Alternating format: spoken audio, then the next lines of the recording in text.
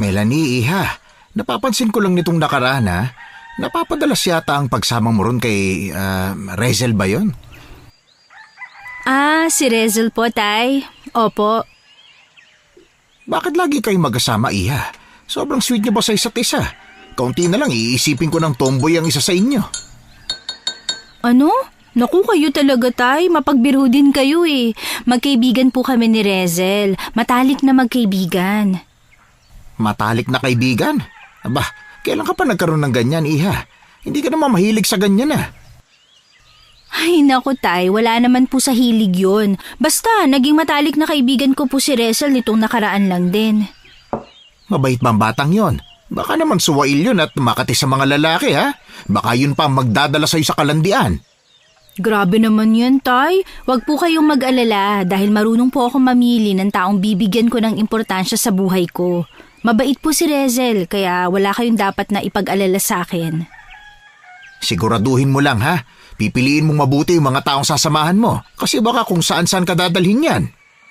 Opo, Tay. Alam ko na po yun. Sinabi niyo na rin yan sa akin noon nung nagkaroon ako ng nobyo. Di ba nga po, todo paalala kayo sa akin noon tungkol kay Drake?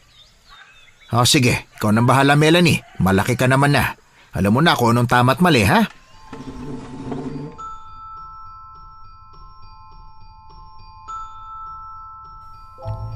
Napangiti na lang ako sa walang katapusang paalala sa akin ni Itay tungkol sa mga taong pinapapasok ko sa buhay ko.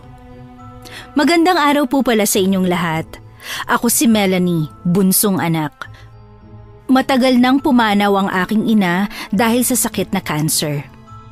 Bata pa lang ako nung binawian siya ng buhay kaya lumaki akong kulang sa pagmamahal ng isang ina. Buti na lang, nandyan ang tatay kong sobrang bait. Hindi lang siya isang ama para sa akin, kundi ina na rin, kuya, ate, at kung ano-ano pa. Kayang gampanan ni Itay ang lahat para sa akin, kaya masasabi kong kompleto pa rin ang aking buhay. Isang pastor sa simbahan ng tatay ko, kaya mabait talaga siya. Namana ko kay Itay ang aking kabaitan. Ang sabi rin ng ibang tao, maganda rin daw ako gaya ng aking inay. Marami rin akong alam na gawin. Talented at skilled nga, ika pa nila. Matulungin at maawain ako sa kapwa. Kaya noong naranasan ko ang isang nakakakilabot na pangyayari sa aking buhay, hindi ko lubos maisip kung bakit nangyari yun. Naging mabait naman ako, pero may mga tao talagang nagdadala ng impyerno sa buhay ko.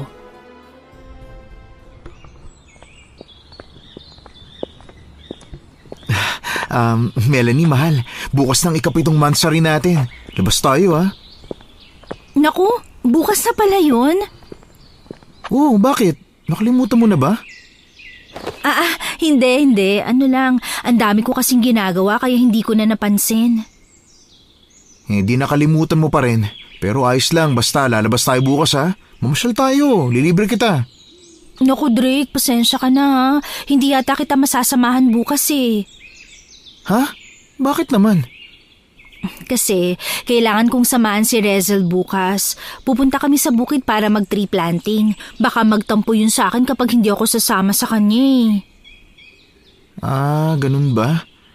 Paano naman ako? Mansari natin bukas, oh. Pasensya ka na talaga, ha? Hayaan mo, babawi ako sa susunod na monthsary natin. May susunod pa naman eh. Pero yung tree planting, minsan lang kasi yon kaya hindi ko pwedeng biguin ng kaibigan ko.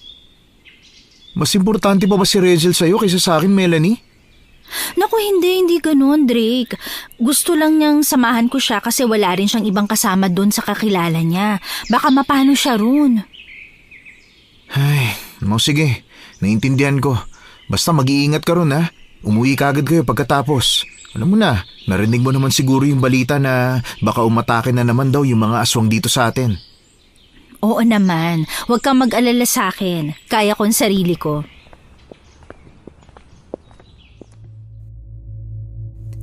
Kinaumagahan, maaga akong gumising para magpaalam kay Itay. Nagpunta agad ako sa bahay nila Rezel para hindi ako mahuli sa biyahe papuntang bukid. Ilang oras lang ang ginugol ng biyahe at nakarating din agad kami. Panay tsikahan lang kami ng kaibigan ko habang nagtatanim nga kami ng mga maliit na halaman. Kung saan saang paksa kami napupunta at panay tawanan nga kaming dalawa. Hanggang sa napunta sa aswang ang aming usapan kaya medyo hininaan na namin ang aming boses.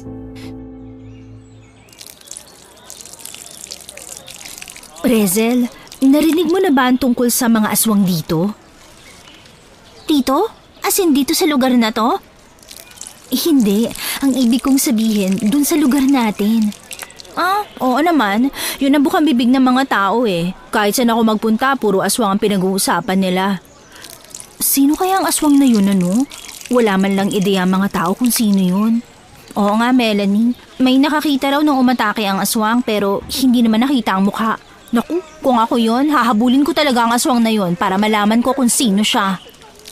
Oo nga eh, wala man lang tayong kaide-ideya kung sino ang taong mapanganib sa paligid natin, Rezel. Baka mamaya nakakasama na pala natin yan o baka nakakausap pa. Naku, dapat talaga magdoble ingat na tayo sa lahat ng pagkakataon. Hindi natin alam kung sino susunod na mabibiktima, di ba? Baka mamaya, ikaw na yun, Melanie.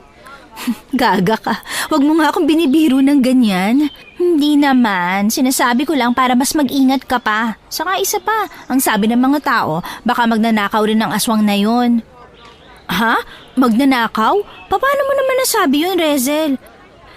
Kasi may pamilyang sinalakay ang aswang na yon. Namatay ang bunso nila. Saka hindi lang basta sumalakay kundi nilooban nila ang bahay nila. Kawawa nga mag-asawa eh. Namatayan na nga ng anak na nakawan pa ng mga alahas. Naku, ganun ba? Hindi ko yata alam yan ah. Saan ba nangyari yan? Kaninong pamilya? Hindi ko rin kilala. Basta taga-baryo lang din natin, Melanie. Naku naman. Alam mo ba kung anong itsura ng mga nabiktima? Hindi ko nakita pero ang sabi nila marami tong kagat sa leeg. Kadiri daw tingnan ng leeg kasi parang nilapan ng hayop. Saka putlang-putla raw ang katawan nito. Baka naubusan ng dugo. Diyos ko, ang lala naman yan, Rezel. Masyadong masakit ang paraan ng pagkamatay ah. Sinabi mo pa. Dahil sa pag-uusap namin ni Rezel, hindi ko na malayang na parami na pala ang naitanim namin. Para sa amin ay mabilis talaga ang pagkilos kapag may chismis o chika. Marami kaming kasama ron pero wala akong ibang kakilala kundi si Rezel lang. May kanya-kanya ring usapan ng ibang tao pero hindi talaga nakatakas sa pandinig ko kung anong pinag-uusapan ng iba. Gaya namin ni Rezel, nagkukwentuhan din sila tungkol sa mga aswang. May nalalaman pang pabulong pero naririnig ko naman. Maya-maya pa, nagulat ako nang bigla kong makita ang nobyo kong si Drake na naglalakad papalapit sa akin. Kunot na kunot ang aking noo kasi bigla na lang siyang sumulpot doon. Hindi ko naman sinabi kung saan bukid kami pupunta ni Rezel.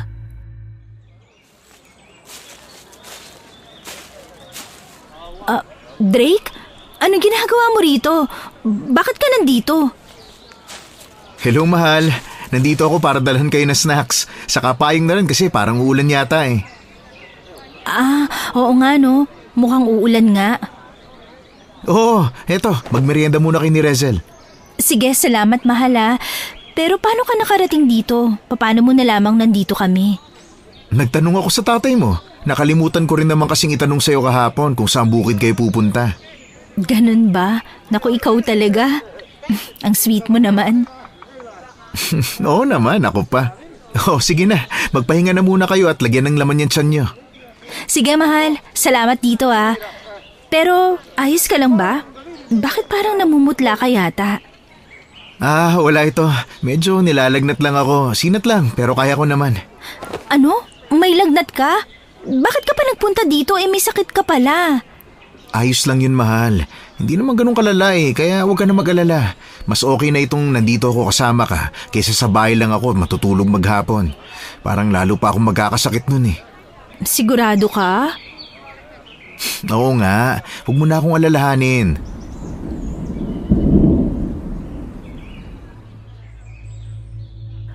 Kahit nag-aalala ko sa nobyo ko, hindi ko pa rin mapigilang ngumiti dahil sa pagiging sweet niya sa akin.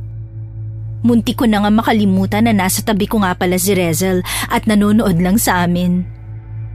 Napapansin kong medyo sumimangot ang kaibigan ko, pero natatawa na lang din ako sa kanya.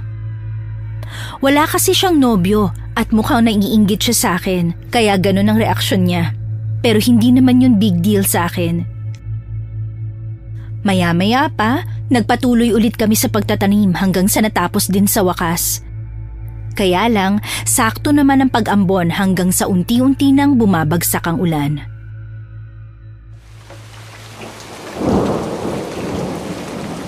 Naku, Melanie, umuulan na. Oo nga eh, lagot. May payong ka ba dyan? Wala eh, nakalimutan kong magdala. Naku naman, isang payong lang ang dinala dito ni Drake eh. Ayos lang yan, tayong dalawa na lang ang magpapayong. Naku, Rezel, may lagnat ang nobyo ko eh. Hindi siya pwedeng mabasa ng ulan. Ay, ganun ba? Sige, kayo na lang ang magpayong. Mauna na ako sa inyo. Ingat kayo ha!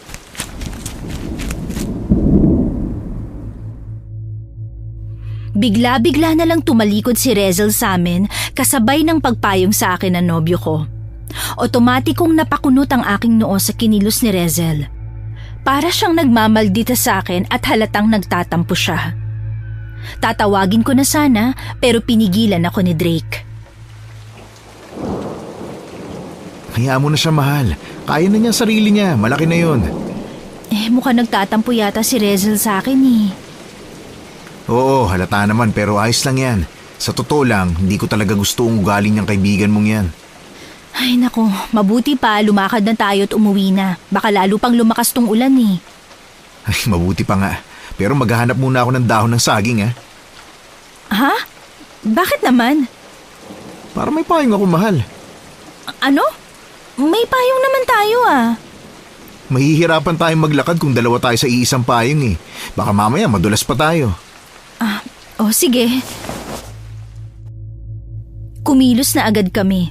Hindi nagtagal, nakakuha na nga si Drake ng dahon ng saging kaya umuwi na kami. Kailangan pa naming maglakad bago makarating sa baba kung saan naroon ang kalsada.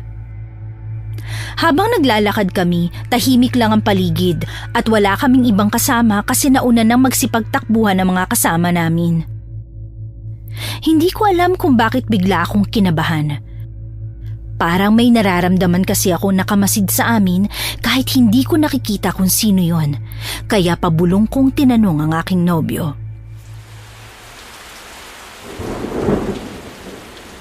Drake, wala ka ba napapansin? Napapansin na ano, mahal? Hindi ko alam pero parang may sumusunod sa atin eh. Ha? Mukhang wala naman Tayong dalawa lang kaya ang naiwan. Nauna na nga yung mga kasama ninyo eh. Oo, pero pakiramdam ko talaga may sino mang nilalang ang nakatingin sa atin. Ay, naku mahal, nasa isip mo lang yan. Itigil mo na muna ang pag-iisip tungkol sa mga aswang, ha? Tinatakot ka lang ng sarili mong utak eh. Hindi, wala akong iniisip. Nararamdaman ko lang. Malakas ang pakiramdam ko, Drake. Kapag may panganib sa paligid, nararamdaman ko yon kahit hindi ko nakikita. Palabiro ka talaga, mahal. Ano ka, makapangyarihang nilalang? Diwata? Drake, hindi ako nagbibiro. Oo na, sige na. Kung ano man niyang nararamdaman mo, ikalma mo na yan. Bilisan na natin ang paglalakad at nang makaabot na tayo sa kalsada.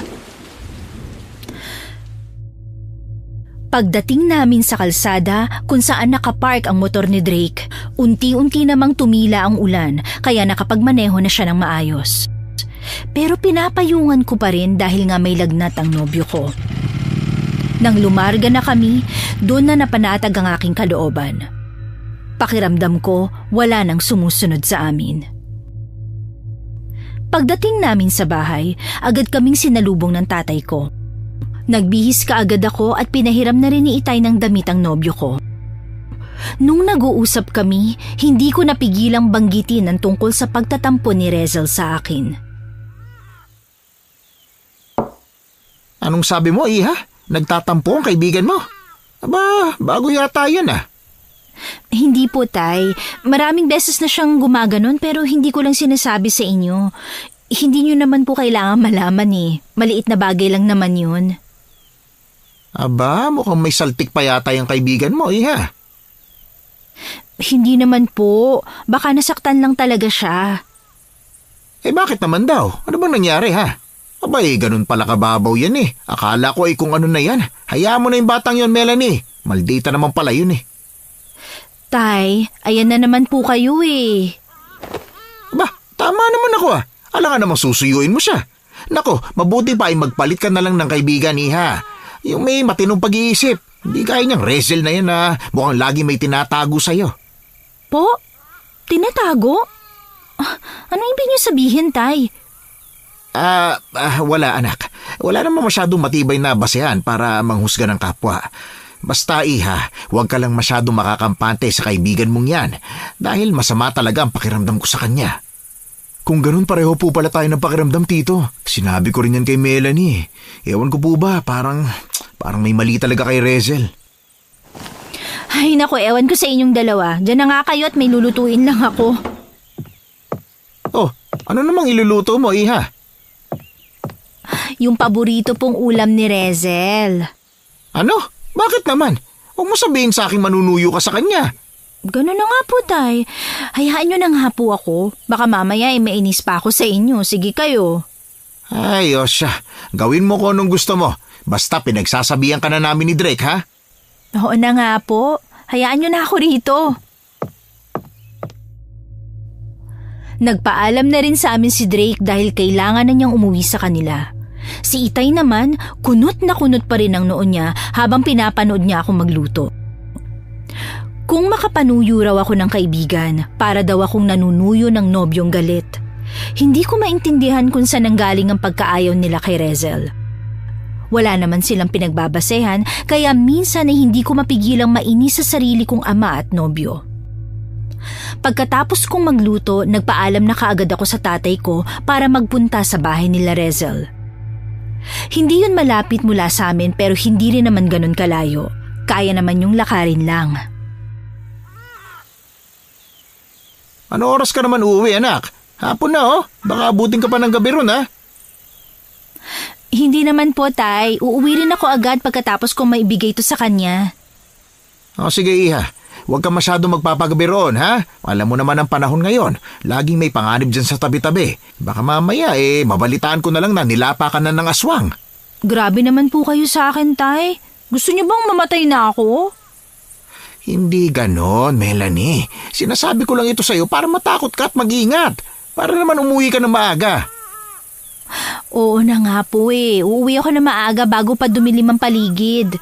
Okay na po, ha? Aalis na ako, Tay.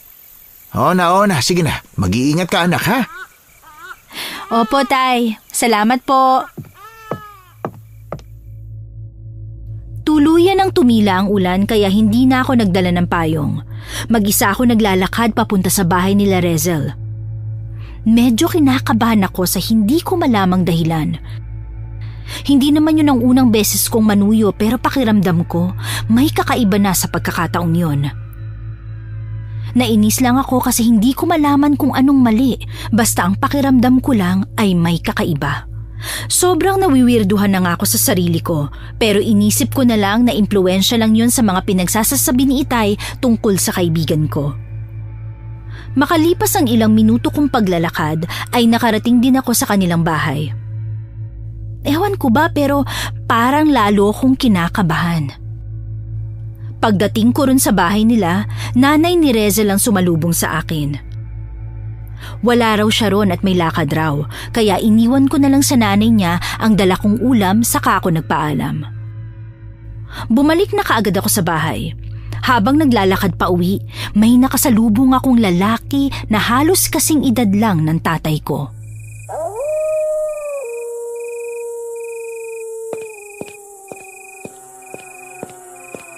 Hoy, ganda. Ikaw pala yan. Kala ko sinong diwatang nakasalubong ko eh. Po? Magandang hapon po. Magandang hapon din. Mag-isa ka yata. Opo eh. Himala at hindi mo yata kasama ang kaibigan mo ngayon, miss. Lagi kayong magkasama eh. Po? Paano niyo po nalaman? Magkakilala ba tayo? Naku, hindi. Hindi mo pa ako kilala pero kilala kita. Chance ako na to para magpakilala ako sa'yo. Ako nga pala si Adolfo. Melanie ang pangalan mo, hindi ba? Kay gandang pangalan. Bagay sa ganda mo. Maraming salamat po Mauna na ako sa inyo. Taga lang, Melanie. Po, may kailangan pa po ba kayo sa akin?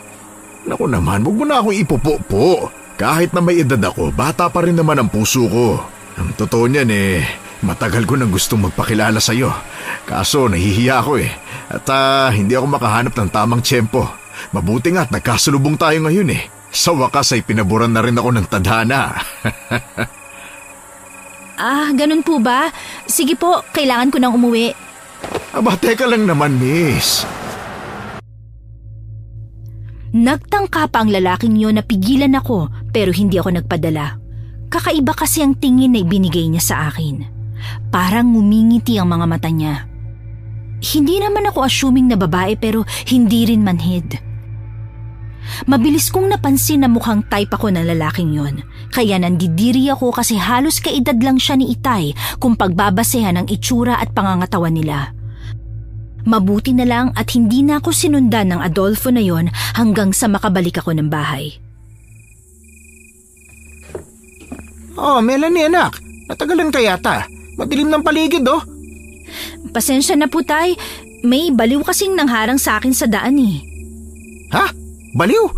Wala namang baliw rito sa atin Sino ba yan, iha? Hindi naman po literal. Para lang siyang baliw kasi mukhang may gusto yata sa akin kahit may edad na. Abay, loko yan Sino ba yun, anak? Adolfo raw po ang pangalan niya. Ano? Si Adolfo? Opo, Tay. Bakit po?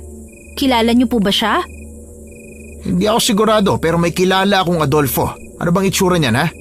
Sabi ko nga po kanina may edad na siya. Parang magkasintanda nga po kayong dalawa Saka may balbas siya, mahaba, mukhang adik. Kung ganun, si Adolfo nga yun. Kilala ko yan, iha. Naku, mag-iingat ka sa lalaking yon. Bakit po? Masama ba siyang tao? Ex-convict yun, anak. Mga 3 buwan pa lang yatang nakalipas mula nung nakalaya siya sa bilangguan. Po, naku naman. Bakit daw po nakulong, Tay? Anong kaso niya? Ang sabi nila, snatcher daw yan. Ewan ko kung totoo, basta yun lang ang narinig kong balita. Hindi naman ako tsismoso narinig ko lang. Sus, nahiya pa po talaga kayong aminin. Sadyang tsismoso lang po talaga kayo kaya ang dami nyo nasasagap na balita. Aba, hindi mabuti pa, maghapunan na tayo. Gutom na rin ako Sige po, may tinira naman din akong ulam na niluto ko kanina. Mabilis kaming naghapunan ni Itay habang nagkukwentuhan lang kami. Kung saan-saan na napadpad ang usapan namin hanggang sa natapos na kaming kumain. Naglikpit kaagad ako ng pinagkainan namin saka naghugas ng pinggan. Pagkatapos nun, magpapahinga na sana ako kaso kinausap na naman ako ni Itay. May dala na naman siyang balita sa akin. Anak, alam mo ba? Narinig ko kanina sa labas ng simbahan yung tungkol sa aswang. Ano na naman po ba yan, Tay? Minsan po nagtataka na lang ako kung pastor pa ba kayo o reporter na Hindi iha. Seryoso ito. Narinig ko ang 2 ginang kanina na nag-uusap. Ang sabi nila, babae raw yung aswang. May nakakita raw talaga. Po? Babae? Ay oo anak. Mahaba raw ang buhok kaya babae talaga yun. Hindi naman po nakakapagtaka kung babae ang aswang. Bihira lang naman ng lalaki. O tapos po, anong meron doon? Wala naman. Gusto ko lang sabihin sa'yo para naman may ideya ka. Para mas mag-iingat ka pa sa susunod. Naku, ikaw lagi ka pa namang umaalis ng bahay. Baka bigla ka nalang mapahamak ha. Mag-iingat ka. Tay, wag niyo na po akong alalahanin. Kayang-kaya ko naman pong sarili ko. Kung sa bagay, pinalaki naman kitang malakas. Siya. Kumusta naman yung lakad mo kanina? Nagkaayos na ba kayo ng kaibigan mo? Hindi pa nga po, Tay. Ha? Hindi pa? Bakit naman? Nagtatampo pa rin ba siya? Di ba niya nagustuhan yung luto mo, iha? Hindi po yun, Tay. Wala po kasi siya kanina sa bahay nila. Ang nanay niya lang ang nakausap ko saglit. Ganun ba? Bakit? Nasaan ba daw yung batang yon? Ewan ko po. May lakad raw po pero hindi ko na naitanong sa nanay niya kung saan yun. Lakad? Kahit gabi na? Baka naman nandun lang sa loob ng bahay nila pero ayaw ka lang makaharap kaya inutusan ng nanay niya na magsinungaling sa'yo. O bumalay ko po. Nasan man siya, wala na ako ron. Ang mahalaga, sinubukan ko siyang suyuin. Hindi, Iha. Baka rin baka nga may lakad talaga siya kaso gabi na kasi. Saan naman kaya nagpupuntang batang yun na ganitong gabi na? Aba, ewan ko po. Nako Melanie, hindi kaya... Po? Ano yan, Tay? Hindi kaya yung kaibigan mo ang aswang dito sa baryo natin? Kasi sabi nila babae nga raw yung aswang di ba? Ano? Diyos ko naman, Tay. Huwag nga kayong magbiro sa akin ng ganyan. Nako, pasensya ka na Iha. Pinapatawa lang naman kita. Hindi po nakakatawa yun. Oo na Melanie, sige na anak, pasensya ka na ha. O siya, mabuti pa matulog na tayo. Mabuti pa nga po kung ano na kasing pinagsasasabi niyo dyan Pumasok na nga ako sa aking kwarto saka dumiretso ng higa sa kama ko. Sinubukan kong matulog na kaagad, kaya lang parang nag-replay yata sa utak ko ang sinabi sa akin ni Itay. Hindi ko maiwasang isipin ang tungkol doon kahit mukhang malayo naman sa katotohanan. Ewan ko ba pero pakiramdam ko hindi nagbibiro si Itay sa akin kanina. Para ba may gusto siyang sabihin sa akin pero hindi niya lang kaya. Kaya noong nasabi na niya ay tumawa na lang siya sa kabinawi at sinabing biro lang yun. Hindi ko nagustuhan ang ganong pakiramdam ko lalo na at unti-unti nang bumibilis ang pintig ng aking puso. Hindi imposible yon. Wala yung katotohanan. Matagal-tagal na rin naman kami magkaibigan ni Rezel at wala namang bahid ng pagiging aswang ang kinikilos niya. Nagbibiro lang si Itay. Nagbibiro lang siya. Para na akong tanga na kinakausap ang aking sarili. Makalipas ang ilang oras, dilat na dilat pa rin ang aking mga mata habang nakahiga na ako sa kama ko. Hindi ako dinadalaw ng antok. Maya-maya pa, nagulat na lang ako nang bigla akong makarinig ng kaluskos mula sa bintana ng aking kwarto. Sa umpisa, tahimik lang ako at nakiramdam. Ilang minuto ring tumahimik pero hindi nagtagal.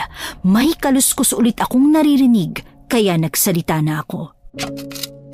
Hininaan ko lang ang aking boses dahil nasa kabilang kwarto lang si Itay. Siguradong natutulog na siya at ayaw ko siyang gisingin. Sino yan? May tao ba dyan sa labas? Walang sumagot, pero patuloy ang kaluskos na naririnig ko kaya muli akong nagsalita. Kung sino ka man, hindi ka na nakakatuwa. Ano bang kailangan mo? Sino ka ba ha? Sige, kapag hindi ka tumigil, bubuhusan kita ng mainit na tubig. Pakukuluan kita. Hoy! Sino ba yung nandyan sa labas? Konti na lang bubuhusan na talaga kita Walang tigil ang aking pagsasalita ng mag-isa hanggang sa wakas ay tumahimik na rin ang paligid. Naghintay ako ng halos 1 oras at nang makumpirma kong wala ng kaluskos, saka lang ako dinalaw ng antok at nakatulog. Kinaumagahan, maaga ako nagising dahil kay Rezel. Hindi ko inaasahang dadalawin niya ako sa bahay ng ganun kaaga. Sobrang inaantok pa nga ako pero pinilit ko pa ring bumangon. Oh, Rezel, ang aga mo yatang dumalaw. May kailangan ka ba? Wala naman, Melanie. Gusto ko lang magpasalamat sa'yo. Ha? Magpasalamat saan? Sa niluto mo sa akin kagabi. Ang sarap nabusog ako. Yun ba? Wala yun. Mabuti naman at nagustuhan mo.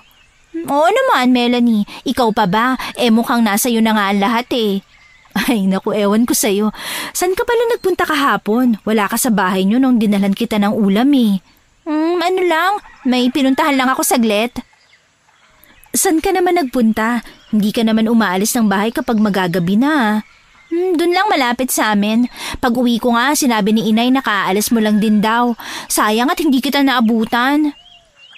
Talaga? Nakauwi ka kaagad? Ba't ang sabi ng nanay mo may lakad ka raw? Paano nakauwi ka kaagad? Ha? Kasi dun lang talaga ako sa paligid nagliliwaliw. Hindi naman kasi alam ni inay kung saan ako nagpunta. Akala niya siguro malayo ang pinuntahan ko.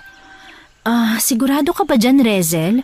Oo naman, Melanie. Mukha ba ako nagsisinungaling sa'yo? Hindi naman. Baka lang kasi may palihim ka ng kinikitang lalaki tapos hindi ka lang nagsasabi sa akin. Ano? Baliw? Hindi May napapansin akong kakaiba sa mga tingin ng kaibigan ko pero pilit ko na lang yung isinasantabi. Ewan ko ba pero bigla kong naalala ang usapan namin ni Itay nung nakaraan. Yung nabanggit niyang baka may kinalaman si Rezel sa mga pangyayaring kakaiba sa baryo namin. Alam kong mahirap paniwalaan na baka aswang ang babaeng pinapasok ko sa aking buhay pero hindi ko pa rin maiwasang kabahan. Hindi ko alam kung bakit. Maya-maya pa, biglang sumabat si Itay sa usapan namin ni Rezel. Hindi ko napansin na kanina pa pala nakikinig ang tatay ko. Melanie, anak! Maiwan ko muna kayo rito, ha? May kailangan akong gawin sa simbahan. Po, ano naman pong gagawin niyo ron, Tay? Wala naman po tayong simba ngayon, Basta, iha. May kailangan lang akong gawin doon. Ano nga pong gagawin niyo? Ay nako, hindi mo na kailangan malaman pa, anak. Hindi naman na importante yon. Sige po. Gusto niyo bang samahan ko na kayo, Tay? Baka marami kayong gagawin Tutulungan ko po kayo. Hindi na, iha. Dito na lang kayo ng kaibigan mo. Uuwi rin ako pagkatapos ko doon. Sige po, Tay. Ingat kayo, Hindi ko maiwasan ang pasimpleng pagkunot ng aking noo nang makita kong saglit na tinapunan ni Itay ng tingin ng kaibigan ko. Kakaiba ang paraan ng pagtingin na yon. Kakaiba rin ang tingin ni Rezel sa tatay ko. Hindi sa malaswang paraan o may masamang iniisip pero kakaiba talaga. Hindi ko maipaliwanag kung ano yon. Basta ang alam ko lang may mali sa tinginan nilang dalawa at hindi ko nagustuhan ang bagay na yon. Gusto ko sanang itanong kay Rezel kung anong meron pero parang umurong bigla ang aking dila. Hindi ako nakapagsalita. Parang ako patuloy ang nahihiya sa sarili kong pamamahay. Maya-maya pa, nagulat ulit ako sa biglaang pagdalaw sa akin ng nobyo kong si Drake.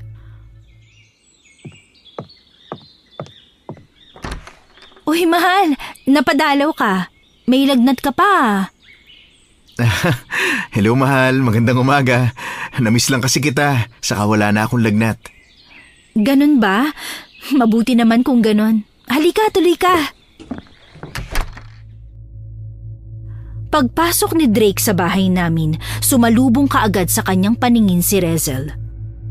Ewan ko pero parang nag-iba kaagad ang ekspresyon ng mukha ng nobyo ko. Hindi siya mukhang dismayado dahil kasama namin ang kaibigan ko. Kundi mukha siyang gulat at takot dahil sa nakita niya. Litong-lito na ako noong mga sandaling yon. Hindi ko maintindihan kung bakit kakaiba ang tingin nila kay Rezel. Una si Itay, tapos sunod ang nobyo ko. Mahal, nagdala nga pala ako ng pangmerienda saka maraming prutas. Saan ko ito ilalagay? Sa kusina lang yung mga prutas, mahal. Yan namang pangmerienda, dito yan sa sala. Salamat nga pala, nag-abala ka pa. Naku, wala yun. Saka dito ko rin balak tumambay sa bahay ninyo buong araw Talaga? Wala ka bang ibang lakad ngayon? Wala ka bang ibang aasikasuhin? Wala, mahal. Magpapahinga lang ako dito sa inyo ngayon. Ang ingay kasi sa bahay. Dumalaw yung pamangkin kong makulit. Ganun ba? Sige. Habang kinakausap ko ang aking nobyo, pinapakiramdaman ko rin ang paraan niya ng pagtingin kay Rezel, maging ang tingin ng kaibigan ko sa kanya. Parang pag-aalala at takot ang nakikita ko sa mga mata ni Drake. Isang bagay na hindi ko maintindihan kasi bakit naman siya matatakot sa kaibigan ko. Kay Rezel naman, parang hindi na rin tama ang paraan niya ng pagtingin kay Drake. Para niyang inaakit ang nobyo ko kaya medyo naiinis ako. Maya-maya pa naisipan ni Drake na gumawa kami ng fruit salad mula dun sa dala niyang mga prutas. Nakapagdala rin pala siya ng ibang ingredients kaya hindi na kami lalabas ng bahay para bumili. Tulong-tulong kaming tatlo sa paggawa. Pero bigla kong naisipan na magkunwaring nadudumi at pupunta ng palikuran. Yun na nga ang ginawa ko. Ang sabi ko, maiwan ko na muna silang dalawa ron sa kusina at dudumi lang ako saglit. Pero ang totoo, hanggang sa may pintuan lang ako. Doon ako nagtago at nakinig sa kanilang dalawa. Hindi nagtagal, narinig kong unang nagsalita si Rezel.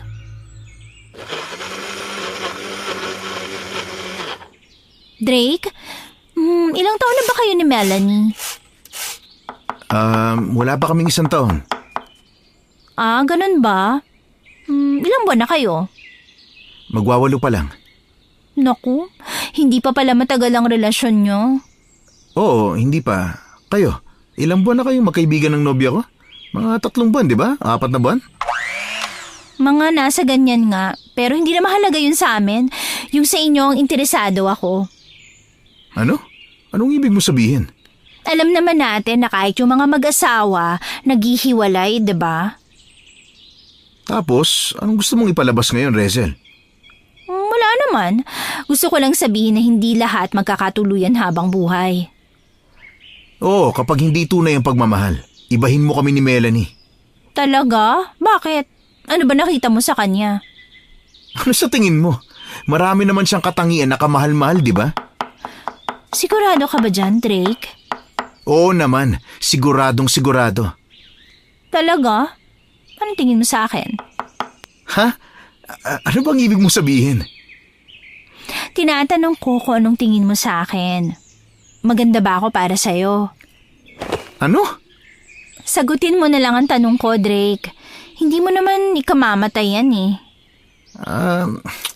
Magsisinungaling ako kung sasabihin kong hindi. Kaya oo, maganda ka naman. Pero para sa akin, si Melanie na ang pinakamaganda sa lahat. Nakakatawa naman ang bagay na yan. Baka nabulag ka lang. Hindi ko na natiis ang mga sinabi ni Rezel sa nobyo ko. Kaya nagkunwari akong tapos na at bumalik na sa kusina. Magsasalita na sana ako para magkunwaring wala akong narinig, pero hindi ko inaasahang magpapaalam na kaagad si Rezel. Ang sabi niya may gagawin pa raw siyang mahalaga, kaya kailangan na niyang umuwi. Hindi ko naman siya pinigilan kaya nakaalis na siya kaagad. Saka ko kinausap si Drake. Ano yun, mahal? Narinig ko kasing nag-uusap kayo ni Rezel. Ano? Narinig mo? Kanina ka pa ba dyan? Oo, hindi naman talaga ako dumumi. Andyan lang ako sa tapat ng pintuan, nagtatago. Naku, kung ganon, narinig mo pala lahat? Oo. Hindi ko nga alam kung matutuwa ba ako o mag-aalala na narinig mo eh. Kasi kaibigan mo yun. Oo nga eh. Mukhang nilalandi ka yata ni Rezel. Ganun na nga ang napapansin ko, mahal. Kaya nga, naiilang ako eh. Ano bang meron dyan sa kaibigan mo? Bukod sa mapanganib ang pagkatao niya, mukhang malandi pa ha? Mapanganib ang pagkatao? Anong ibig mo sabihin? Nandito na ako, anak! Bago pa man makasagot si Drake, nagulat na ako sa biglaang pagdating ni Itay. Talagang sumulpot lang siya ng biglaan sa kusina. Ni hindi ko man lang napansing nasa labas siya ng bahay. Hindi kasi tumahol ang alaga naming aso. Naputol ang usapan namin ni Drake dahil doon. Baka kasi kung ano pang isipin niya. Kakaiba pa naman mag-isip ang mga matatanda. Si Itay na lang ang pinakinggan namin dahil gaya ng lagi niyang ginagawa, may dala na naman siyang balita para sa amin. Iho, alam niyo ba, mainit-init pa ang balitang ito. Oh, ano na naman po ba yan, Tay? Sabihin niyo na at wag na kayong magpabitin pa dyan. Oo, Iha, nabalitaan ko. May namatay na naman daw kagabi. Po? Sino daw po? Batang pamangkin ng kakilala ko. Ay, grabe. Nagulat talaga ako sa balitang yon. Eh, bakit daw po, Mang Mario? Ano daw ikinamatay ng bata? Ganun pa rin, Iho. Parehas pa rin sa paraan ng pagkamatay ng mga nauna. Siguradong aswang pa rin ang may kagagawan nun. Naku naman, hindi na talaga matigil-tigil ang pangyayaring yan dito, no, Tay? Kailan kaya ulit babalik ang kapayapaan dito sa baryo natin? Hanggat hindi nahuhuli o napapatay ang kung sino mang aswang na yan, ay nako, talagang palaging nasa panganib ang buhay nating lahat dito. Tamang tatay mo, mahal. Kaya dapat palagi tayong mag-iingat. Hindi natin alam kung sinong kalaban natin. Oo, kaya ikaw, Iha, wag na wag ka masyadong lumabas o gumala mag-isa, ha? Kahit kasama mo pa yung Rezel na yon. Hindi na ako nakasagot pa sa mga sinasabi ni Itay sa akin. Kinakabahan na rin ako kahit hindi ako masyadong naniniwala sa mga bagay-bagay na hindi ko nakikita. Iba lang talaga yung pinag-usapan nilang aswang kasi hindi ko pa yun nakikita. Tunay namang marami na yung nabiktima sa baryo namin. Makalipas ang ilang araw, biglang may pagbabago sa takbo ng buhay ko. Hindi ko inakalang muling magtatagpo ang landas namin nung lalaking nagpakilala sa akin dati.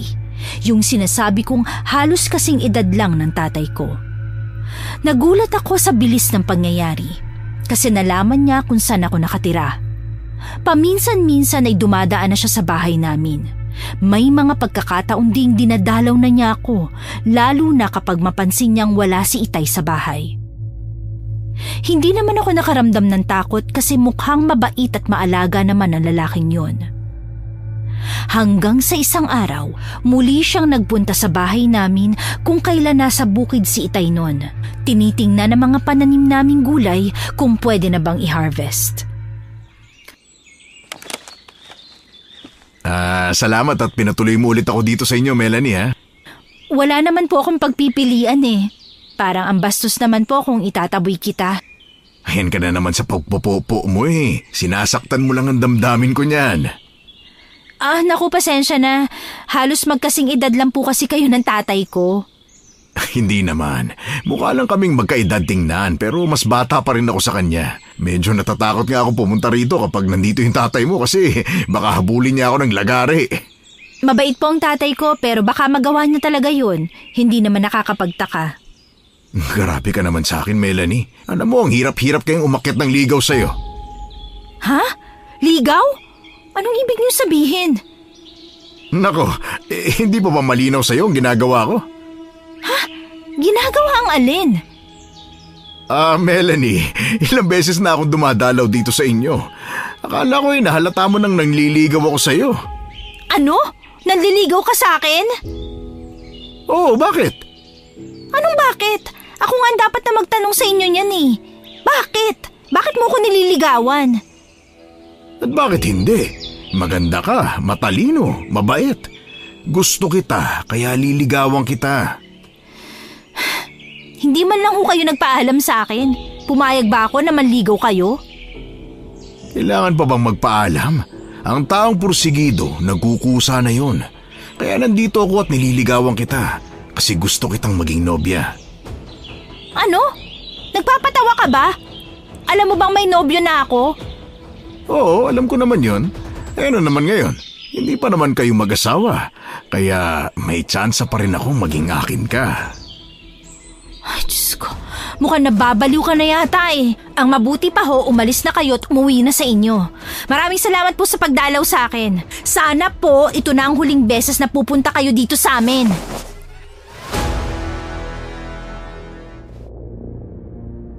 Akmang magsasalita pa si Mang Adolfo pero tinulak ko na siya palabas ng bahay saka sinarhan ng pinto. Tinawag niya pa ako pero sinigawan kong umalis na siya. Mabuti na lang at hindi na siya nangulit pa. Hindi ko kinaya ang kaganapang yun kaya nagpunta ako sa bahay ni Rezel. Gusto ko sanang magkwento sa nobyo ko pero nag-alinlangan ako kasi baka magalit siya kay Mang Adolfo at magkagulo pa. Kaya isinantabi ko na muna ang pagkadismaya ko kay Rezel nung nilandi niya si Drake. Wala naman kasi akong ibang kaibigan na pwedeng malapitan. Pagdating ko sa bahay nila Rezel, agad ako nagkwento at mukhang gulat na gulat siya sa nangyari. Anong sabi mo, Melanie?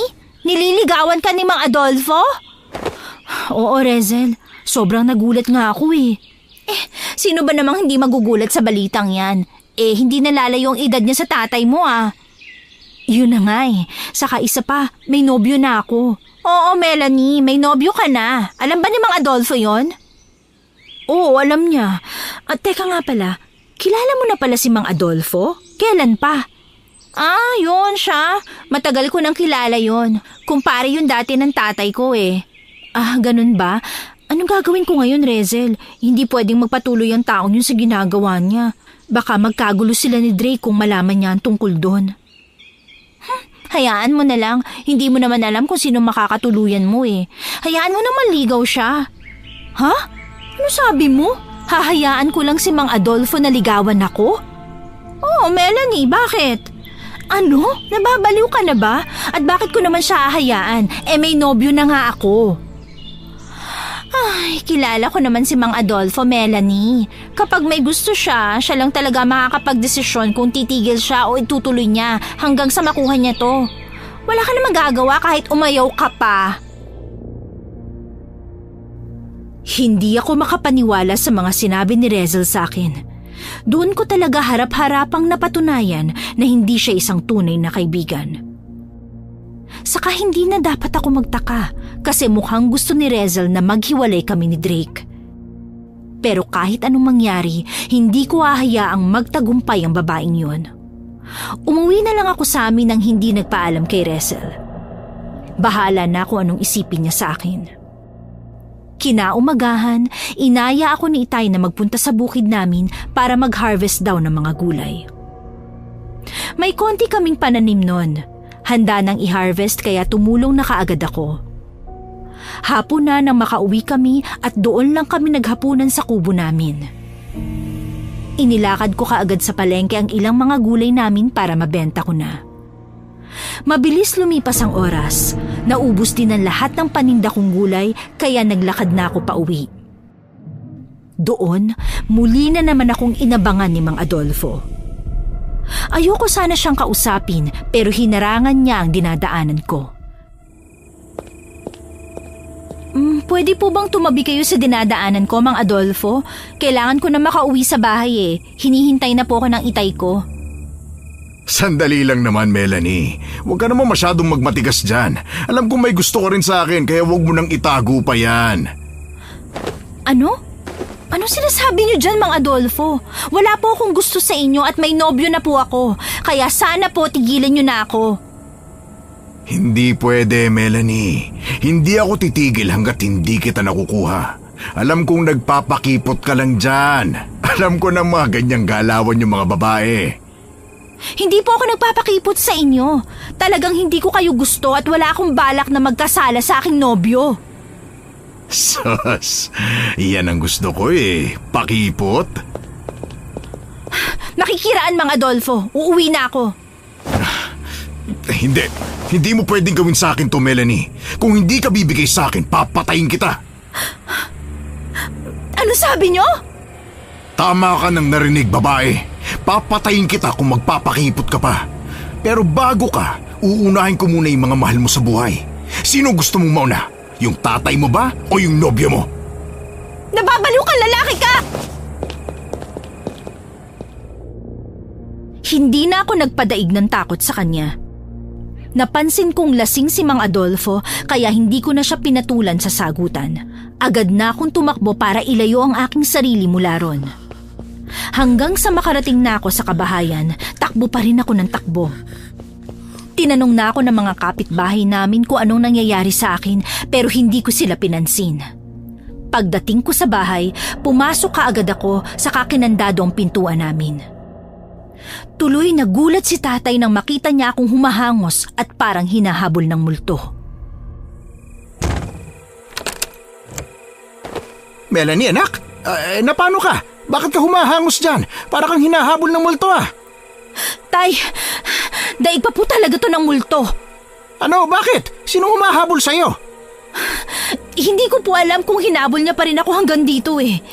Basta po, muntik na ako mapahama kanina. Bakit nga, Iha? Ano bang nangyari? Sabihin mo na kagad sa akin dahil may ibabalita rin akong mahalaga sa'yo. Talaga po? Kung ganun, mauna na kayo, tay. Sabihin mo muna sa akin kung ano yan. Ay hindi, Iha. Ikaw nang mauna. Mukhang seryoso yan sa'yo eh. Sige na, magsabi ka na. Eh kasi po, tay, may gustong pumatay sa akin. Ano? Pumatay? Tama bang pagkakarinig ko, Melanie? Opo, tay. Tama po. Aba, hindi na maganda yan ah. Sino ba yung taong yan? Saka ano bang nangyari at gusto kanyang patayin? Nagkaroon ka ba ng kaaway? Hindi po, Tay. Alam niyo namang hindi ako palaaway eh. Ano ngang nangyari? Pwede ba, Melanie? Sabihin mo na lang ng diretsyo? Hindi yan, paputol-putol ka dyan. Nagsasayang ka lang ng oras eh. Ano po kasi, may lalaki nagkagusto sa akin. Hindi ko po siya gusto, pero pinipilit niya ako. Pinapwersa niya ako. Tapos nung tinanggihan ko siya, gusto niya akong patayin. May siraulo pala ang taong yun eh. Sino ba yun, Iha? Bakit ngayon ko lang nalaman ng tungkol dyan, mahal? May iba palang nagkakagusto sa'yo? Drake, nandito ka pala? Oo, nasa kusina ako kanina, nagluluto. Narinig ko lang ang usapan ninyo. Ano ba nangyayari, mahal? Ayos ka lang ba?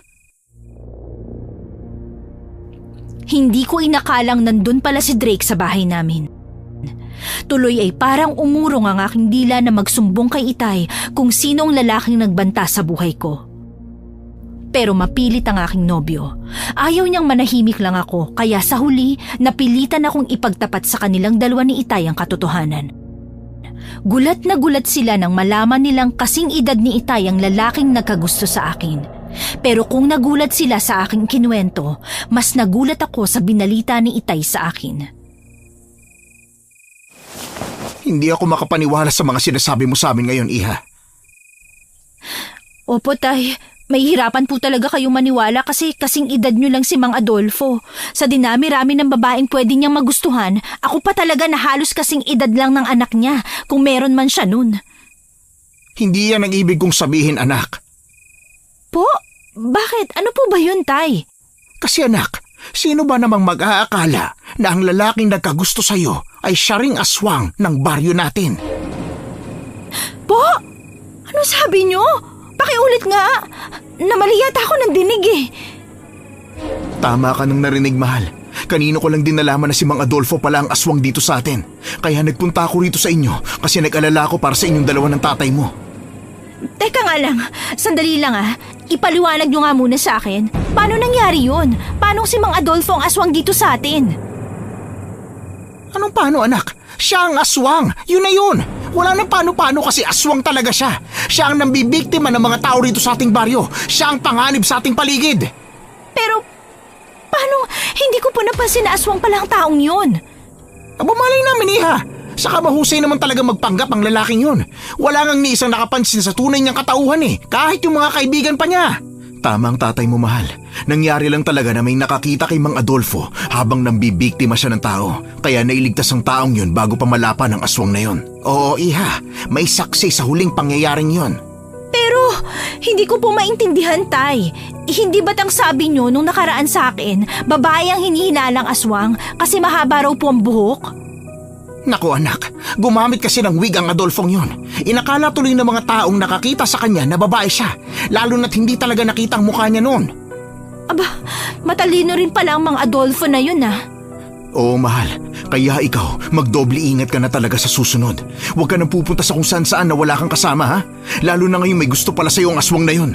Oo, Iha. Saka pinagbantaan pa niya ang buhay mo. Naku naman oh, bakit ba biglang nagkaganito ang buhay ko?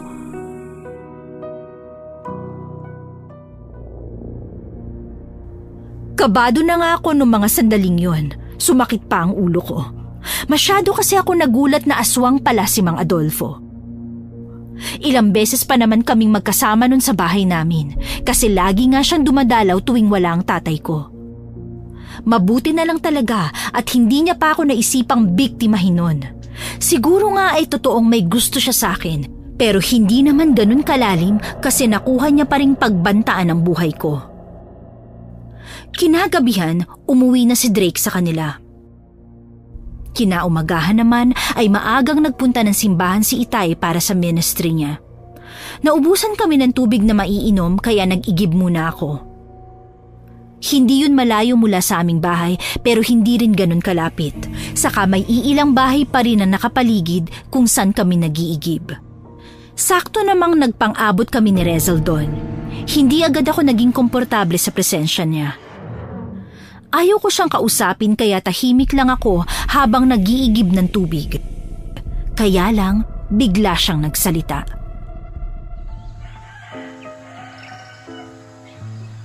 Melanie, hindi ka ba naaawa kay Mang Adolfo? Ha? Ano sabi mo, Rezel? Alam kong narinig mo ko. Ano ba sinasabi mo dyan? Anong maawa? Bakit naman ako maaawa sa kanya? Dahil totoo may gusto siya sa'yo kahit napakalaki ng agwat ng edad nyo. Akala ko ba maawain ka? Oo, Rezel, maawain ako pero hindi sa lahat ng bagay. Hindi ka ba kinikilabutan dyan sa mga sinasabi mo? Unang-una sa lahat, mahal ko ang nobyo ko. Hindi ko siya ipagpapalit sa iba, lalong-lalo na sa katulad ni Mang Adolfo na isang aswang. Ha? Ano? Anong sabi mo, Melanie? Aswang? Sino? Si Mang Adolfo? Oo, bakit? Hindi mo pa ba narinig ang balita tungkol dyan? Ay naman, Melanie. Nagpapapaniwala ka talaga sa chismis, no? Naniniwala kang aswang si Mang Adolfo? Walang masama kung maniniwala ako, lalo na't nag-iingat lang din naman ako.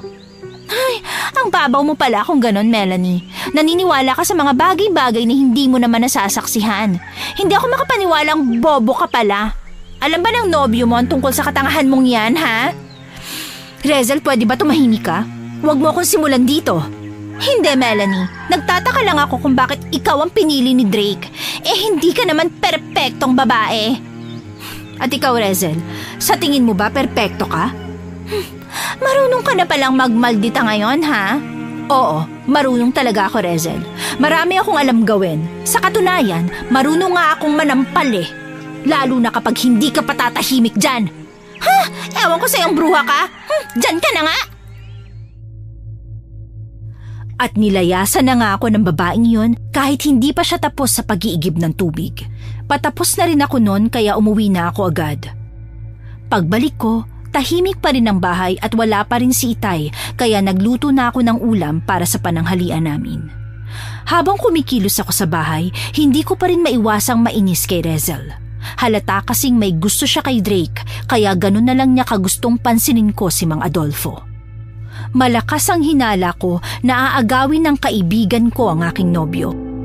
Pero hindi ako papayag na mangyari ang bagay na yon. Magkakamatayan muna kaming dalawa. Ayos lang din sa akin kahit masira pa ang pagkakaibigan namin. Basta wag lang siyang magtagumpay na ilayo sa akin ang lalaking mahal ko. Pag-uwi ni Itay, napansin niyang tahimik lang ako habang kumakain kami. Madalas naman ay madaldal ako kahit punong-puno pa ng pagkain ng aking bibig. Akala ko ay palalampasin lang yun ni Itay, pero hindi. Talagang tinanong niya ako. Melanie, anak, anong klaseng mukha na naman ba yan? Po? Ano po mukha? Yan, yung mukha mo. Bakit ka nakabusangot? Kanina pa kita napapansin ganyan na. Bakit? Ano ba naman yan? Huwag mo sabihin sa aking dinalo ka na naman dito nung aswang na Adolfong yon. Abay, talagang matataga ako ng ulo nun kahit pastor pa ako ng simbahan natin. Hindi naman po ganun kaseryoso. Hindi? Bakit? Ano ba yan? Hindi po, Tay. Hindi po yun. Si Rezel po kasi, nag-usap kami kanina dun sa igiban ng tubig. Nagpang-abot kami. Bakit naman, Melanie? Ano bang problema ninyo? Kumusta na pala yung batang yon? Nag-away na nga po kami, Tay. Ha? Nag-away kayo? Bakit naman? Kasi po, parang binabastos niya na kasi ang relasyon namin ni Drake eh. Ano? Bakit naman daw? Ano bang ginawa ng batang yon? Gusto niya po kasing bigyan ko ng pagkakataon si Mang Adolfo na papasukin sa buhay ko, Tay. Ano ka mo? Nababaliw na yung kaibigan mo ah. Anong papasukin sa buhay mo? Nasisiraan na yata yan ang baita. Yun na nga po eh. Alam naman niyang mahal ko ang nobyo ko tapos ngayon bigla niyang sasabihin sa akin na bigyan ko ng chance si Mang Adolfo. Ang tandahan na nga po nun eh. Bakit naman niya nasabi sa iyo, Iha? Hindi ko po alam. Sabi niya sa akin hindi ba daw ako naaawa kay Mang Adolfo. Mukhang seryoso nga raw po sa akin ng taong yun. Anong seryoso? Pinagbantaan na nga ng aswang na yun ang buhay mo, Iha. Kaya nga po sa sabi ni Rezel, hindi raw po siya naniniwalang aswang si Mang Adolfo. Abay, opinyon niya rin yan. Hayaan mo siya kung ayaw niya maniwala. Baka kapag siya na mismong makasaksi, doon pa maniniwala ang batang yon. Siguro nga po. Sana masaksihan niya para maniwala siya. Saka isa pa anak, bakit ka ba niya pinagtutulakan kay Adolfo? Hindi kaya may lihim na pagtingin niyang kaibigan mo sa nobyo mo, anak? Yun din nga pong hinala ko, Tay. Malakas ang kutob ko sa bagay na yan. Oo, Iha. Mukha kasing gumagawa siya ng paraan para masira kayo ng nobyo mo. Nako, wag mong hayaang magtagumpay ang babaeng yon, anak. Talagang hindi, Tay. Ano siya, sinuswerte? Ganyan nga, anak. Dapat ipaglaban mo ang nararapat. Saka isa pa, baka may kinalaman ng kaibigan mong yan sa mga aswang. Ay nako, baka nagpapanggap lang siya na hindi naniniwalang aswang si Adolfo, pero ang totoo pala, isa rin siyang aswang. Ano sa tingin mo, anak? Ewan ko po sa kanya. Iyokong isipin pa ang tungkol doon, pero sa bagay, mukhang hindi naman po imposible ang iniisip niyo. Kasi hindi man lang po nagulat si Rezel nung sinabi kong si Mang Adolfo ang aswang na nambibiktima sa mga tao dito sa baryo natin. Parang natatawa lang po siya sa akin kasi naniniwala daw po ako sa mga chismis. Ay, wag mo nang pansinin ang batang yun, iha. Kung ayaw niyang mag-ingat, hayaan mo siya. Basta ikaw, anak, mag-iingat ka palagi, ha? Opo, Tay. Habang abala nga kami ni Itay sa pag-uusap, hindi ko inaasahang biglang dumating si Rezel sa bahay namin. Gulat na gulat ako pati si Itay sa biglaan niyang pagdating. Ni hindi ko siya napansing paparating na pala sa bahay namin. Bigla-bigla na lang sumulpot doon sa aming bakuran. Oh, Rezel, anong ginagawa mo rito? Melanie, pwede ba tayong mag-usap? Anong pag-uusapan natin? Gusto ko lang sanang humingi ng pasensya sa'yo. Talaga ba? Anak, maiwan muna kita, ha? Harapin mo muna yung kaibigan mo. Ano pa nga ba? Ayokong patuloyin si Rezel sa bahay namin kaya ako na mismo ang lumabas. Nandun lang siya sa bakuran namin habang nag-uusap kami ni Itay sa may balkonahe. Hindi ko alam kung anong nakain ng babaeng yon at bigla yatang bumait. Parang maaga siyang nakapag-isip-isip sa kamalian ng mga sinasabi niya tungkol sa akin. Doon ko siya dinala sa gilid ng bahay namin kung saan nandun ang malaking puno ng mangga para makasilong din kami sa sikat ng araw. Rezel, ano bang kailangan mo't napadalaw ka dito? Melanie, pasensya ka na talaga sa mga nasabi ko, ah. Ano pa nga ba? Siyempre, magpapasensya ako. Alangan namang habang buhay kitang kamumuhian, 'di ba? Pero sana, wag mo nang ulitin yun, ha? Oo, pangako, hindi na. O sige, yan lang ba sasabihin mo? Gusto ko lang bumawi sa'yo. Medyo matagal na rin tayong hindi nakakapag-bonding eh. Ililibre sana kita. Talaga ba? Oo, may ipon naman ako eh. Kain tayo sa masarap na karinderya. Libre ko. Hindi na nga ako nakatanggi nun. Nagpaalam ako kay Itay at sobrang kunot ang kanyang noo. Halatang tutol siya pero wala pa ring nagawa kasi lumarga na ako at sumama na kay Rezel. Ayoko rin naman talagang magtanim ng sama ng loob sa kaibigan ko o sa kahit na sino kasi masyadong mabigat yun sa pakiramdam. Ang mahalaga ay nagsisi na siya at humingi ng pasensya. Habang naglalakad kami, tahimik lang si Rezel. Paminsan-minsan tinatanong ko siya ng kung ano-anong bagay pero isang tanong, isang sagot lang ang ginagawa niya. Sunod lang ako na sunod sa kanya hanggang sa napadpad na kami sa daanan na hindi pamilyar sa akin. Kaya medyo nagtaka ako. Rezel, saan ba tayo pupunta?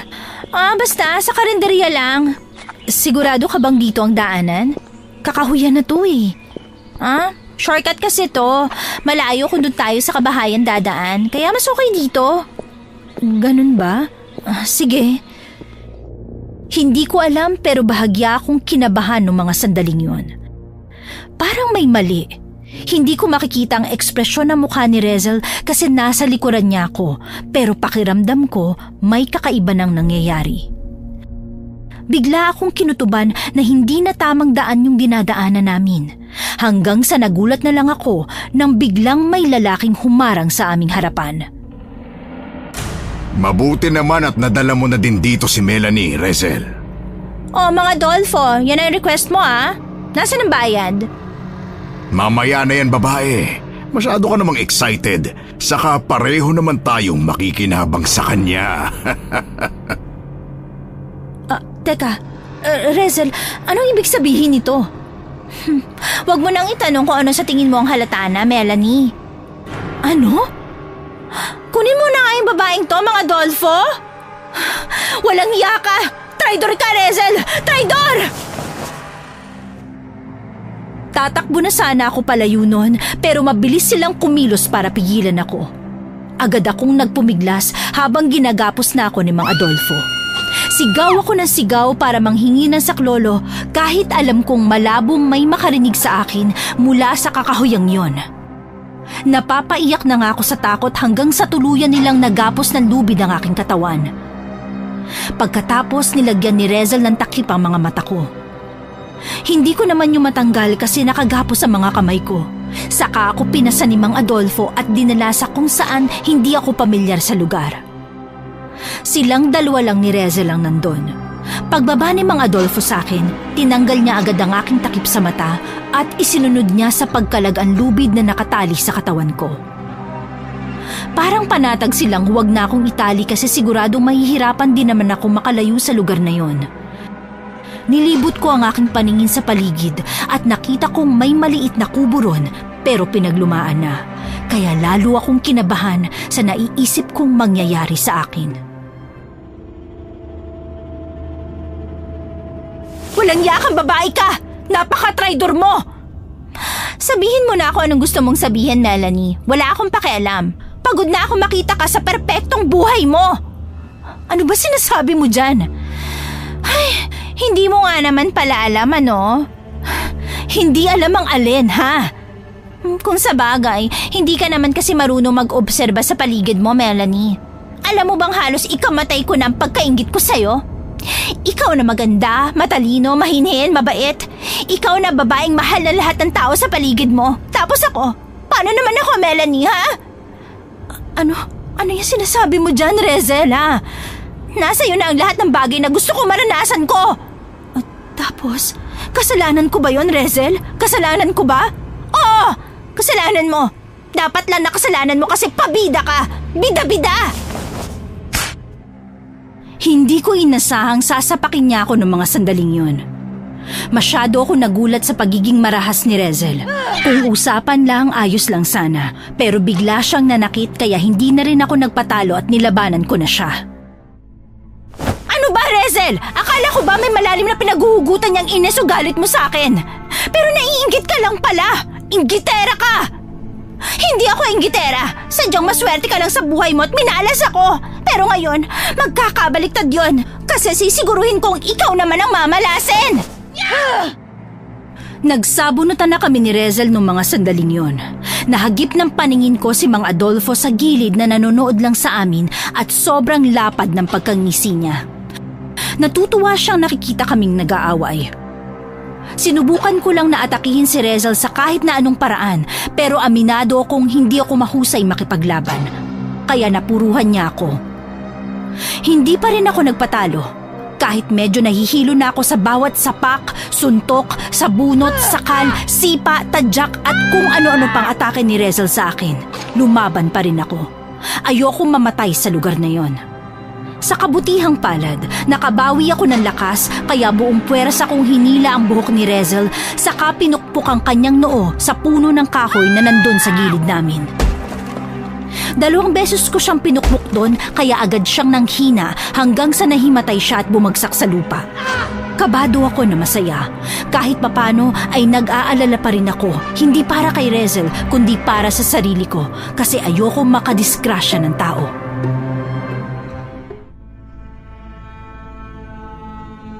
Mahusay at natalo mo ang kaibigan mo, Melanie. Mang Adolfo. Ngayong tapos na kayong magpatayan dyan. Ako naman. Ano ba talagang kailangan mo sa akin? Hindi pa ba halata?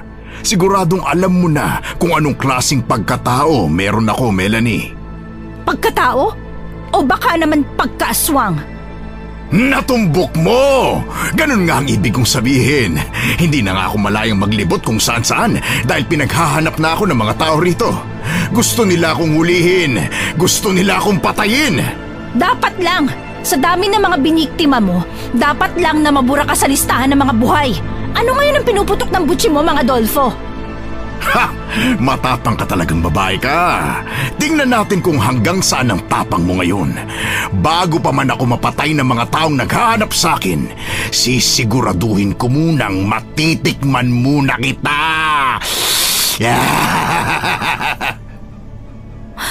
Ano? Ano ibig mo sabihin? Alam kong alam mo na kung anong ibig kong sabihin, babae. Dalawa lang naman ang kahulugan nun. Una, titikman ko ang katawan mo. Ikalawa, titikman ko ang iyong dugot laman. Masarap ka siguro, no? Hindi! Hindi mo pwedeng gawin yan sa akin! Talaga ba, Melanie? Bakit? Ano bang laban mo sa akin? Tatakas ka rito? Sa tingin mo ba makakatakas ka pa? Bakit naman kita dadalhin dito kung alam kong pwede ka pang makatakas? Kaya kita kinalagan kasi alam ko na kahit tumakbo ka papalayo, mahahabol at mahahabol pa rin kita. Demonyo ka! Oo, talaga. Talagang demonyo ako. Kung hindi ka sana nagpakipot sa akin, bubuhayin pa sana kita. Dahan-dahan siyang humakbang papalapit sa akin habang nanlilisik ang kanyang mga mata. Pulang-pula ang mga yon na para bang nakahit-hit ng pinagbabawal na gamot. Daig niya pa ang pagbumukha ng isang adik. Naglalaway siya at lagi niyang nilalabas ang kanyang ngipin.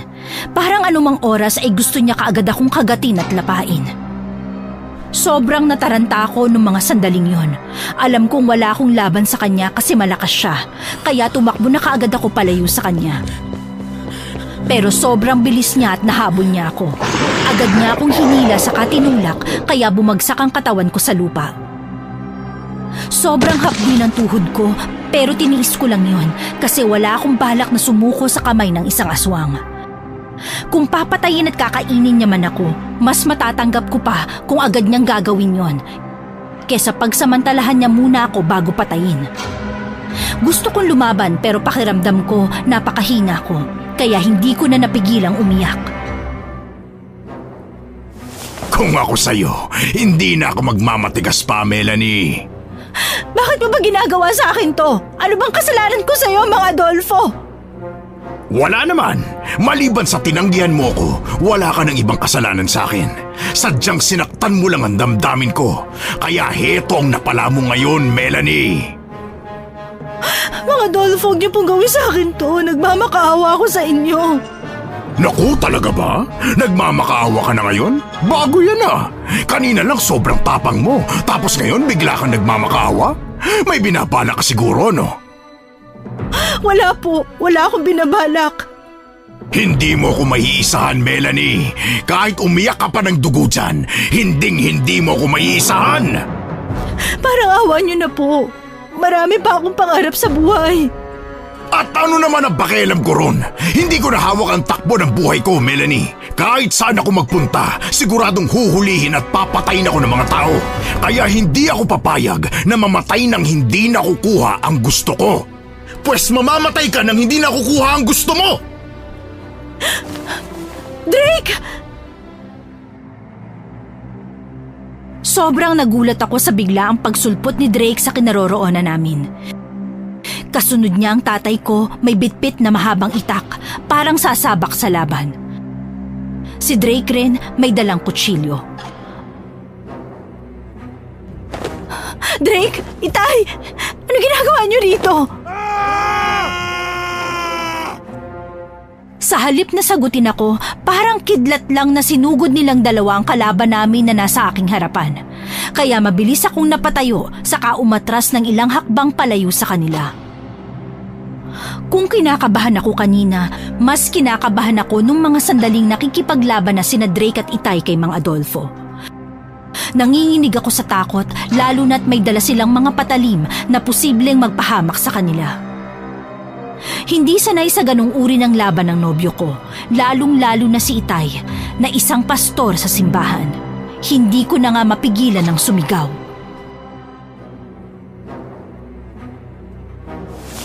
Drake! Itay! Mag-iingat kayo! Melanie, mabuti pa umalis ka na rito. Oo anak, may mga kasama kaming naglilibot sa gubat na to para hanapin ka. Sigurado makikita mo rin sila pag alis mo rito. Ano? Hindi pwede yun, Tay! Hindi ko kayo iiwan dito! Melanie, sige na, umalis ka na! Hindi nga pwede, Drake! Bakit hindi? Kasi hindi ko naman alam ang daan paalis dito. Baka maligaw ako. Di lalo kayo mahihirapan sa paghahanap sa akin. Hindi ko alam kung maiinis ba ako noon sa sinabi ni Drake sa akin o maiinis ako sa sarili ko. Napakawalang kwenta ko naman kasi ng mga sandaling yon. Naglalaban na nga sila at nagbubugbugan, wala pa akong ginawa kundi ang mamroblema na baka maligaw ako kung mauuna akong umalis sa kanila sa gubat na yon. Kaya hindi na nga ako nauna. Hinintay kong matapos sila sa laban at binala ko ring tumulong. Naghanap ako ng kahoy na pwede kong gamitin para paluin o pukpukin si Mang Adolfo. Pero bago ko pa man magawa yon, napatumba na siya ng nobyo ko. Unang bumagsak sa lupa ang mukha ni Mang Adolfo at talagang nakatikim siya ng lasa ng lupa. Nangihina na ang kalaban namin. Pinagtulungan siya ng dalawang lalaking galit na galit sa kanya. Ano? Masarap bang lupa, Mang Adolfo? Walang yakang aswang ka. Aswang ka na nga, baboy ka pa. Ang lakas ng loob mong saktan at pagtangka ang galawin ng anak ko, ang tanda-tanda mo na. Matanda ako. Kung ganon, sinasabi mo ring gurang ka na, Mario. Pasira ulo ka. Patawarin nawa ako ng Diyos dahil talagang mapapatay kita. Sige, patayin mo ko. Tay! Tama na po yan! Huwag niyo nang dungisan ng dugo ang kamay niyo! Hindi, Iha. Panganib sa buhay mo itong nilalang na to eh. Hindi na lang maghanap ng kaedad niya. Yung bata pa talaga. Talagang mapapatay ko to eh. Huwag na po, Tay. Maraming gustong pumatay sa aswang na yan. Ang mabuti pa, itali niyo na lang siya sa kaipaubaya sa mga tao. Sila nang bahalang tumapos sa buhay ng nilalang na yan. Naku, kung hindi lang talaga ako takot na magkasala at kung hindi lang talaga kasalanan ng pumatay, siguradong katapusan mo na sana ngayong hayop ka. Tama na po yan, Mang Mario. Itali na po natin ang walang yan. Hindi niyo ako matatalo. Sige, manlaban ka kahit nanghihina ka na. Parang ikaw na mismong papatay sa sarili mo, demonyo ka. Nilapitan ko si Itay sa kahinawakan ng braso niya para kahit papano ay kumalma na siya. Mabait na tao ang tatay ko, pero kapag magalit siya, para din siyang nag-iibang tao. Si Itay talaga ang maihahalimbawa ko sa taong mabait na halimaw magalit. Maya-maya pa, naitali na nga nila ang kamay at tuhod ni Mang Adolfo. Siniguro nilang mahigpit ang pagkakatali ron, pero sapat lang na makapaglakad ang aswang na yon. Itatali sana nila sa puno, pero nagbagong isip nila. Nagyaya si Drake na umalis na kami ron para dalhin si Mang Adolfo sa kabahayan at ipaubaya sa kamay ng mga taong may galit sa kanya. Hawak ni na Drake at Itay ang magkabilang braso ng kalaban naming aswang. Pero bago kami makaalis doon, bigla kong naalala si Rezel. Muntik ko nang makalimutan na nandun nga pala siya sa tabi, nakahandusay sa lupa at walang malay. Oh, ano bang hinihintay mo dyan, Iha? Tara na, umalis na tayo rito. Tay, paano po si Rezel? Hayaan mo ng babaeng yan dyan, Melanie. Magigising din yan at mamaya uuwi na sa kanila. Pero baka mapano siya rito. Ay nako, Iha. Wala namang baboy ramo dito para lumapas sa kanya. Hayaan mo na yan. Hindi naman niya ikamamatay kung makatulog siya ng ilang oras dyan. Tama ang kaibigan mo, Melanie. Tinraidor ka ng peking kaibigan mo na yan. Kaya tayo na at iwan na natin siya rito. Hindi pwede. Dali na lang natin siya sa bahay para matanong din kung bakit niya ako pinagkanulo. Mahal naman, alam ko na yun. Saka may hirapan din kaming buhatin ng si Rezel. Oo nga, Iha. Kita mo naman buhay na buhay pa tong Adolfo na to. Oh. Kanina pa nagpupumiglas. Pag ito makatakas dahil sa Rezel na yan, abay ewan ko na lang talaga. Sa kabila ng mga sinabi ng aking nobyo at Itay, hindi pa rin ako nagpadaig sa kanila. Oo, aminado akong galit ako kay Rezel dahil sa ginawa niyang kataksilan sa akin. Pero tinuring ko pa rin siyang isang matalik na kaibigan, kaya kahit papano may konti pa rin akong pag-aalala para sa kalagayan niya. Kaya sa huli, napilit ko pa rin ang tatay ko na dalhin namin si Rezel. Sina Itay at Drake ang humahawak kay Mang Adolfo, samantalang kami namang dalawa ni Drake ang nagtulungan sa pagbuhat kay Rezel. Magkabilang kamay ang gamit ng nobyo ko. Sa kaliwa, hawak niya si Mang Adolfo, samantalang sa kanan naman, hawak niya si Rezel. Medyo nahirapan kami sa ganong sitwasyon pero tiniis lang namin hanggang sa nakasalubong na nga namin sa loob ng gubat yung mga kasama ni Itay na naghahanap sa akin. Tinulungan kaagad nila kami kay Mang Adolfo kaya nasa kamay na nila ang aswang na yon. Ang mga tao na ang bahala kung anong gagawin nila kay Mang Adolfo. Pagdating namin sa bahay, tulog pa rin si Rezel kaya pinahiga ko muna siya sa aking kama. Kasama pa rin namin si Drake. Mukhang wala siyang balak umuwi sa kanila hanggang nasa bahay namin si Rezel kasi nag-aalala siya na baka kung ano pang gawin ni Rezel sa akin paggising niya. Nakalimutan yata ng nobyo ko na kasama ko si Itay na magtatanggol sa akin. Bakit mo pa kasi dinala rito ang babae nga ni ha? Sa totoo lang po, Tay, hindi ko rin alam. Pero pakiramdam ko po, gusto kong maliwanagan kung bakit nagawa niya akong ipagkanulo ng ganon. Naging mabuti naman ako sa kanya kaya hindi ko maintindihan kung bakit ginusto niyang ipahamak ako. Sigurado ka bang wala kang ideya tungkol dyan, mahal? Ang sabi niya, naiingit lang siya sa akin. Yun lang ang alam ko. Kung ganon, sapat ng rason yun para putulin mo ng pagkakaibigan yung dalawa. Parang doon na nga ito mapupunta, mahal. Habang nag-uusap kami, unti-unting gumagalaw si Rezel hanggang sa tuluyan na nga siyang magising. Sobrang nagulat pa siya nang makita niya kaming tatlo, kaya otomatiko siyang napabalikwas ng bangon. Ano nangyari? Bakit ako nandito? Nasaan si Mang Adolfo, ha? Nandun sa mga tao, Rezel. At sigurado ako nagbabayad na siya ngayon ng mga kasalanan niya. Ha? Ano? Bakit? Ano ginawa niyo sa kanya? Tinatanong pa ba yan? Malamang binigay namin sa taong yun ang nararapat para sa kanya. Ang isang kagaya niyang aswang, hindi dapat mabuhay sa mundong to. Maliban na lang kung mabuti siyang aswang, pero hindi naman Kaya magbabayad ang Mang Adolfo na yon. Kung ganon, bakit mo ako dinala dito sa inyo? Anong kailangan mo sa akin? Ikaw ang may kailangan sa akin, Rezel. Kapatawaran. Pagkasabi ko pa lang nun, dahan-dahan ang bumaba ang kanyang paningin hanggang sa yumuko na siya.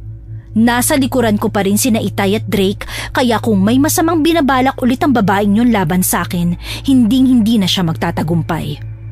Akala ko ay magmamaldita pa siya pero nagulat na lang ako nang makita ko ang pagtulo ng luha niya. Pinakiramdaman ko ng mabuti kung buong puso ba ang pagluha niyang yun o peke. Pero nararamdaman kong nagmula na yon sa kanyang puso. Wala na siyang ibang sinabi kundi ang mga katagang, Melanie, patawarin mo ako. Nang dahil sa inggit ko sa iyo, naging masama akong kaibigan. Patawad. Hindi ako nakapagsalita. Umiyak na lang din ako. Pinatawad ko na siya sa aking puso pero hindi ko nagawang bigkasin. Pinauwi ko na lang siya pagkatapos kong tapusin ng formal ang pagkakaibigan namin. May mga bagay talagang hanggang kapatawaran na lang ang maibibigay pero hindi na maibabalik pa ang dati. Pinatawad ko si Rezel pero hindi ko na siya muli pang pinapapasok sa buhay ko. Kapag nasira na ng ilang beses ang tiwala, sobrang hirap na talaga nitong maibalik. Meron ng pag-aalinlangan, takot at pangamba. Sa mga nakikinig ngayon, nawa ay makakuha kayo ng aral mula sa nangyari sa amin. Huwag niyong hayaan na masira ng inggit ang magandang relasyon na meron kayo, maging ng iyong kaibigan, kapatid o kung sino mang mahalaga sa inyong buhay. Pahalagahan niyo sila habang hindi pa sila nawawala sa inyo. Hanggang dito na lamang po ang aking kwento. Muli, ako si Melanie at maraming salamat sa pakikinig ng aking istorya.